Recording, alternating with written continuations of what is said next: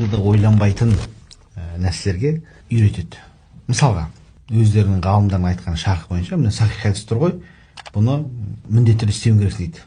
Дұрыс, сахих хадис екен. Ханафи мазхабы ол сахих хадис ұстанбайды дейді. Сол жерде мынандай бір нәзік нәрсе бар.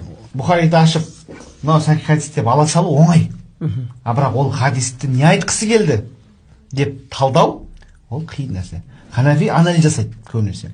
Сәләфилікте көбінесе бірден буквализм кетеді да, соны алады, хадис сахих па, болды. Имам хұтпа оқып жатқан кезде Ханафи мазхабында мешіт сәлем намаз оқылмайды, ешқандай намаз оқылмайды.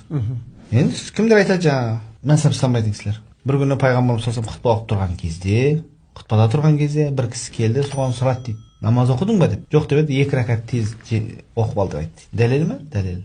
Сахих па? Сахих. Онда ханафилер хадис ұстанған жоқ дейді. Ханафилер неге оны ұстанбады деген сұраққа жауап іздемейді.